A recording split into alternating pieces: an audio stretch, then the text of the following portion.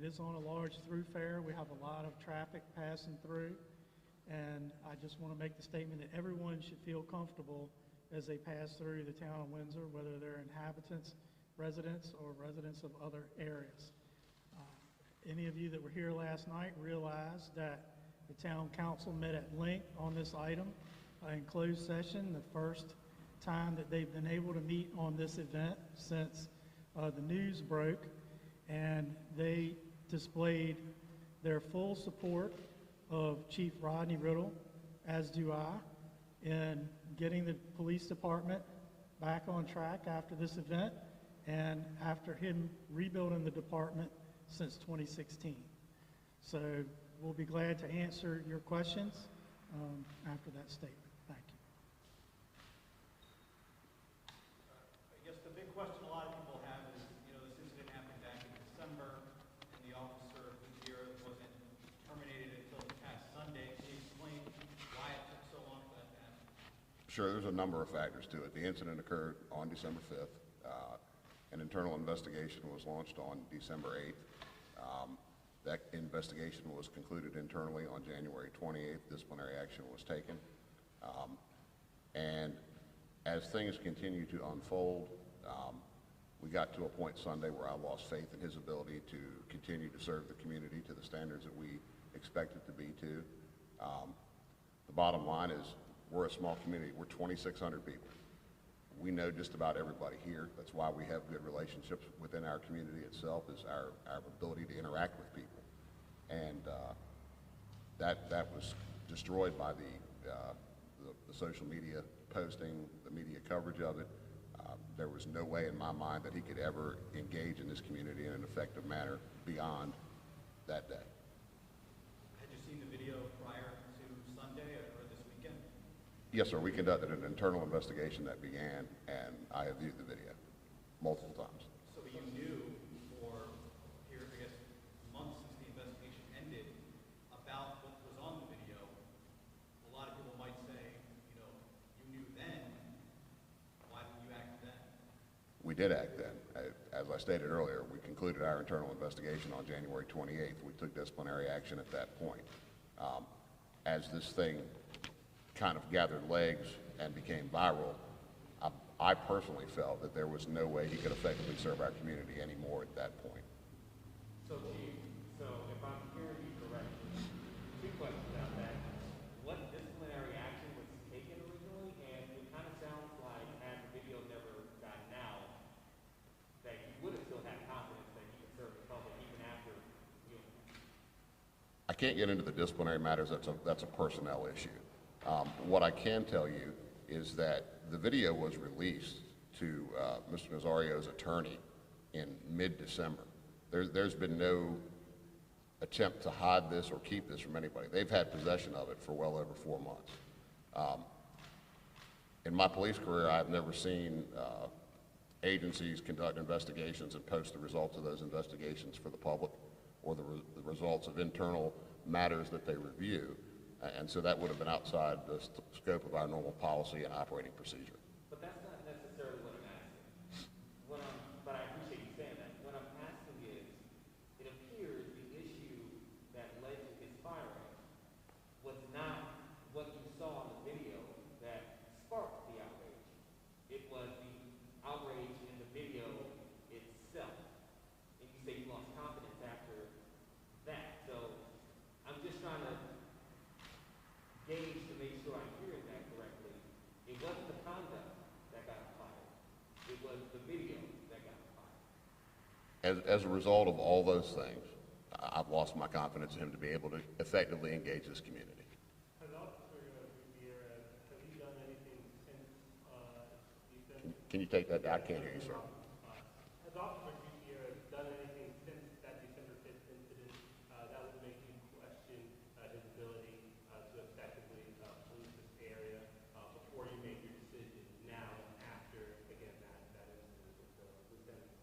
No, sir, nothing specific. Do you believe that the actions alone only required disciplinary action? Do you believe that those actions were grounds for termination even if this video never came to light publicly? Can you rephrase that for me? Were the actions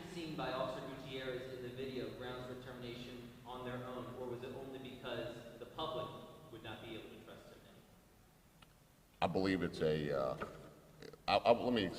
let me preface that with this. When I watched the video, there were some things in that video where we missed some serious opportunities.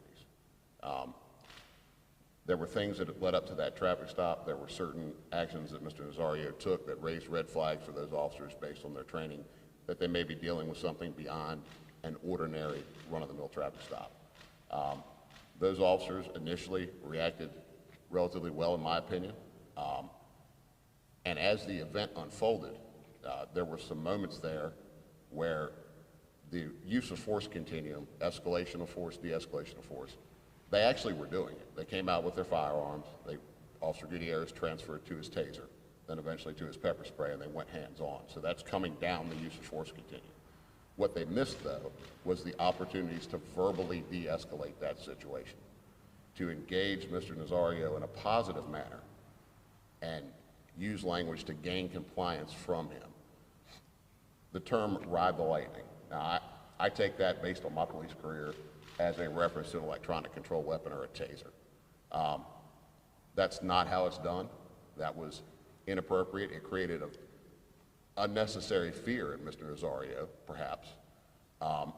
And those kind of comments, they don't serve any purpose. They don't serve any purpose to de-escalate that situation.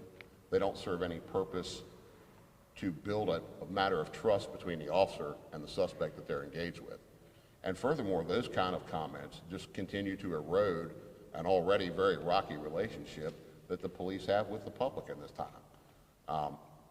I was speaking with a pastor here at a church yesterday, and what we talked about was, we can't fix what's going on in this nation. We can't fix what's going on in the Commonwealth, but we can sure get to work on what's going on here in Windsor. And we missed some opportunities. And when he told him, he said he was afraid. He said, you should be. And that was inexcusable. That upset me. It made me mad. Because there, yet again, is another opportunity to de-escalate that thing from a verbal standpoint and change the outcome of that incident. Excuse me. It could have not gotten to the point that OC spray was deployed. They missed those opportunities. And it's bad. It doesn't help us. It doesn't help the community. It doesn't have any place in law enforcement. And those kind of things are just intolerable. I mean, yes, it upset me. And it's upset the members of the police department. It's upset the members of the community. It's now upsetting, at this point, the nation and the world. I haven't spoken to you all as of yet, but what I will tell you is I'm not tone deaf. I listen well to what I'm hearing. I've received input from different groups. We've been inundated with phone calls, emails for the last 5 days. The amount of it is just absolutely unbelievable. And I'm listening to what folks are saying. I understand their concerns. I understand some of the things that they feel. And we're going to work to fix it. That's all we can do at this point. That incident is out there. It's over. It's done. We can't take it back. We can't fix it. But what we have is an opportunity to build, to grow, to improve, to teach our officers, to get some more input from our community. I've been in touch with the Virginia Associations of Chiefs of Police. I've been working there closely with them to line up some training to come in and work with our officers to make sure that we're delivering what is an acceptable and expected level of service to our community. That's a standard that we've held for a very long time. This incident is not a daily, weekly, monthly, yearly occurrence in this town. It's a one-off incident. And unfortunately, it is what it is. And we've got to do better. We've got to work harder. We're looking at some implicit bias training that we're going to get going, some de-escalation strategies. And again, de-escalation is more than just where the officer utilizes force. It's the ability to see that bigger picture, to make a connection with an individual that they're engaged with, and get a positive outcome to it. We're going to talk about a little bit of dynamics of citizen encounters. We're going to get some training that's based on that. At the end of the day, each and every one of these incidents that we have, or each and every call that we go to, It's an encounter. It's a citizen. It's an officer. It's an opportunity to build a relationship. I will tell you that the officers exercise their discretion in not charging Mr. Nazario. We have run this police department for a long time on what we consider to be an end game philosophy. What are we doing at the end? What is the end objective of every call for service? If we go to a call for service and we're dealing with a criminal event, does it necessarily mean that we need to get that person into the criminal justice system? Or is there something else we can do to resolve the situation and move along? So going forward, that's where we're headed, is continue down that path. We've got work to do. We know we got work to do. There's been some damage to our relationships with the community here, and we got to get back on track to fix it. I appreciate the council's support, the manager's support in backing me. We will be open and transparent about how we do it. We're going to reach out to our community stakeholders, get input from them. We're cooperating with the Virginia State Police's investigation into the matter. We spent most of the day Monday turning over materials to them to facilitate that investigation, and we're waiting on the results of that. Been contacted by the Attorney General's office here in Virginia and their community civil rights unit. They want to do some records searches and go back and look through our stuff historically to ensure that there's no patterns of discriminatory and abusive police behavior. I invite it. There's nothing there. There's nothing there for them to find. This is a small 7-man police department. We work 24 hours a day, 7 days a week covering this community. These officers love the folks here. We love this community. We've been here a long time. When I took over in 2015, I had a train wreck on my hands. I've worked very diligently to continue to build the reputation of the police department, to professionalize it. I take pride in that. And I will tell you that it's bad. That video is horrible. It doesn't speak well to the way the police officers handled the situation. They could have handled it better. Ultimately, we're going to make sure that goes on, and we're going to get them the training that they need to do that. And I'm hopeful that this will provide us with some of the other mechanisms that we need. In a 7-man police department, we have no administrative staff. I don't have any secretaries to answer phones. I don't have anybody to return emails. I'm the HR manager, the payroll guy. I handle it all. My lieutenant handles it. We work to try to do all those little things, and we get behind on some stuff, policies, paperwork. I'm hoping that this will facilitate our ability to grow some of these things and get some funding. I know back in July when all the new laws came out, some of the VACP stances was we can't afford to cut funding to the police departments. If we want to increase transparency, if we want to increase training, and we want to increase the ability of officers across the country, whether here locally in the town of Windsor, Isle of Wight County, the Commonwealth, we have got to give them the funding that they need in order to facilitate that training, to give these people the skill sets that they need to go out here and do the job at the service levels that we expect. And we're a small town.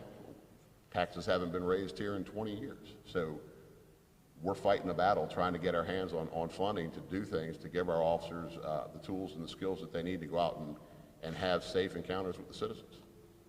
Chief, is there a federal investigation into this incident? And can you also explain why the second officer was not, why you handled the second officer differently? All right, so a little background on Officer Crocker and Officer Gutierrez. While both are new to the department in the last year, Officer Gutierrez is an experienced officer. He was serving in the role of a field training officer. Officer Crocker had just graduated from the police academy back in October and was still in his field training phase and what we call the shadow phase. One of the things in watching the video is watching Officer Crocker. And if you've watched the video, you'll see there's several times in the video where Officer Crocker makes an effort to de-escalate that situation verbally with his mouth. He changes his pitch, his tone, his demeanor. That is somebody right there who has the makings of being a policeman, that sees that understands that importance. I've known Daniel since he was 14. He's a lifelong resident of the town of Windsor. He wants to serve his community. And there is little to no doubt in my mind that with some additional training and a few more years under his belt, he will continue to serve this community well.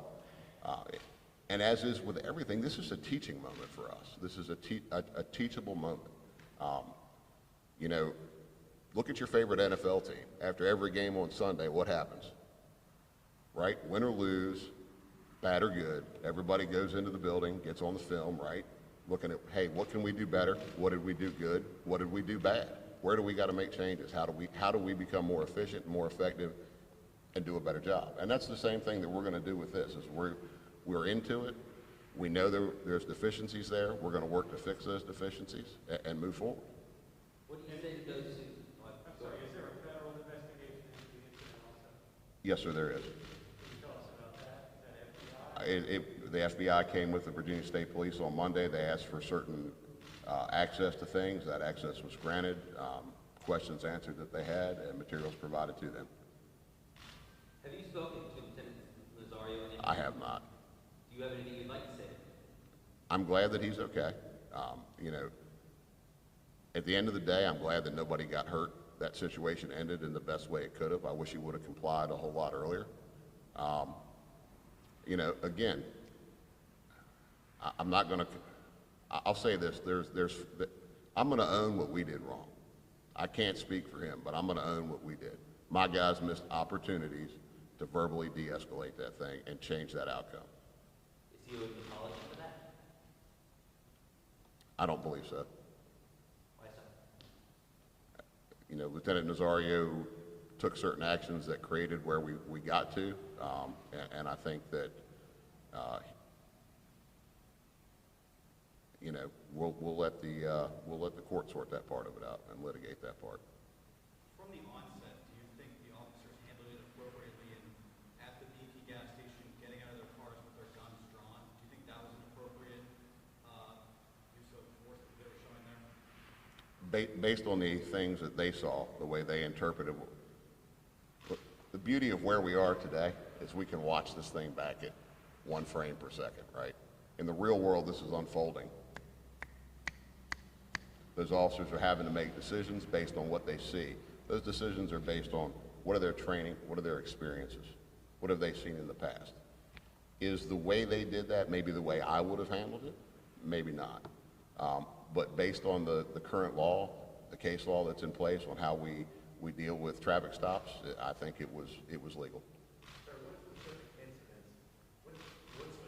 incidents led to those officers deciding that you can get out of the cars with their guns drawn? It was a totality of the circumstance, everything they had seen to that point. Can you be more specific? The vehicle had no visible tag that they could run.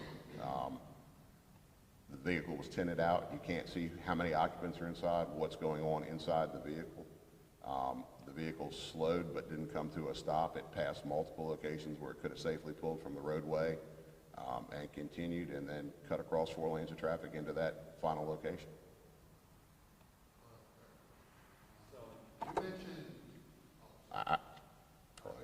you mentioned the lieutenant, you own what your police officers did, but you also mentioned, I guess, what the lieutenant did everything that he needed to do as far as, like, what do you think he did wrong with it? It's not my place to judge what he did wrong. I just wish he would have complied quickly and followed the officer's commands. Do you believe that the lieutenant did the right thing as far as he claimed he was trying to drive to a well-lit location and in the event that, you know, something that's played out on a national stage doesn't happen? And do you feel that the lieutenant did the right thing in that situation? And what is your advice then to the community who might... Here's what I tell folks. Look, I've been doing this job 20 years. I've seen all kinds of crazy stuff out on the highways. There are things that we look for from people when we initiate a traffic stop. We're not immune to understanding other people's perceptions. I mean, we all see this world through a different lens. Perception's reality for folks. It really is. And where we are is that, you know, when the officers initiate a traffic stop, if you're not going to stop right away, turn your 4-way flashers on. Slow down. That lets us know, hey, you're there. We know you're there. You know, put a hand out the window. Point to where you're going to go to stop. Pull in quickly. If it's at nighttime, turn your overhead lights on. I'm going to tell you, we're watching your hands. The hands is what hurts us, right? It's not your feet, it's not your arms, it's your hands. So keep your hands up on the steering wheel for us. At the end of the day, I truly believe that encounter would have lasted about 2 minutes had he just pulled over and presented the things he was asked for. The officers likely would have gave him a warning. And I can tell you there's no disrespect in this town for the United States military. We are a corridor between Hampton Roads and Metro Richmond. You've got all the Army facilities and everything up in Petersburg. You've got, Langley Air Force Base, all the naval facilities down here on this end. We encounter service members out here regularly. And very regularly they're given warnings and sent on their way. At the end of the day, it's an unfortunate incident. And I'm hopeful that we can all grow from this experience. Yes, it's brought some very negative attention to a very quiet, small community. I'm sure most of you never even knew we were here. And we like to keep it that way. So, like I said, we look forward to growing and moving forward from this event and taking this as a teachable moment to better ourselves as an agency, to better ourselves individually as officers, and overall to better the community that we're here to serve. I didn't introduce myself earlier. Gene Daniel, 13 News Now. Speaker, I've only been here 6 months, so there's a lot of places I hadn't known existed yet. I understand. I want to clarify on something. Did you say earlier that Officer Gutierrez was the field, he was training, and so he, in that moment, they're taking the lead from him because he was training. Correct. And when whoever asked the question, to their credit, about what that moment was, where why we wanted to keep Crocker and what we saw, that's where that potential came from. Is that he's not that guy that has that time on, so he's following the lead of that officer. But even a new officer, fresh out of the academy, still in his field training phase, he saw those moments to try to capture that and de-escalate that thing verbally, and he tried to do it. And that just says volumes to me of a guy who understands what's going on. And in that moment, even under all that stress and pressure, he still saw that, identified it, and attempted to fix that. And I respect that for him. The other question was that, when did you say that Officer Crocker came on to the force? I know you said it was something last year, but did you say? It was May of last year, and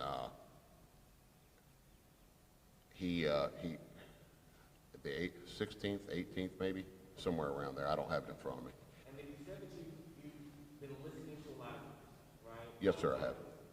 Elephant in the room, obviously, you mentioned how the town of Windsor, the police department, this community has a love and appreciation for military. But again, we are talking about a black man in the Southwest. The reason I bring it up, the NAACP local chapter said it still hasn't had the opportunity to speak with you one-on-one about this incident. No, and we're going, and so part of our long-term strategy, and what we're doing is we're going to have these council work sessions on Thursday nights for the foreseeable future.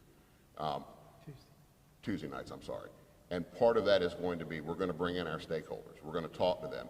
What do you see? What are your concerns? And what are some things you'd like us to do? What are some things we can do? Here's kind of our plan going forward. And let's collaborate a little bit on this and see where we can go. Is it going to make everybody happy? No. Are we going to have some conversations that make some people probably uncomfortable? I'm sure we are. But we're going to work through it, and we'll get there. We have a long road ahead of us, but we're going to get there. Any other questions? I told you we'd try to wrap up in about 20 minutes or so. How about hiring Last one. more diverse officers? Are you committed to getting African Americans onto the force?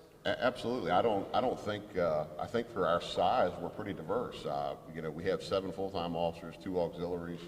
I'm down a position now, but prior to that, I have an African-American sergeant who's my head DT instructor, who's an auxiliary officer. I had 2 officers of Hispanic descent, Officer Gutierrez and Officer Rios. And I think that for as small as we are, I don't know that it's an identical mirror of our community, but it is diversity. One of my biggest problems is keeping good officers. In the last couple of years, I've lost several to the Virginia State Police, to the City of Newport News. Again, it's being able to stay competitive with the pay salaries in this area. Who wants to work in Windsor for $45,000 a year when they can go to Chesterfield and make $90,000?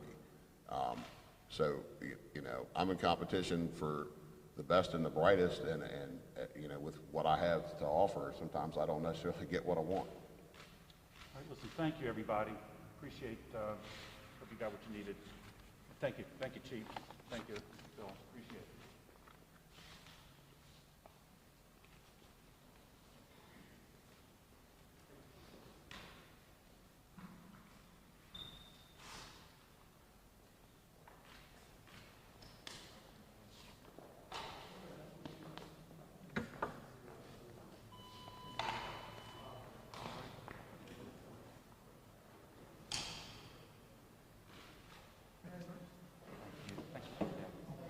So did y'all run that live?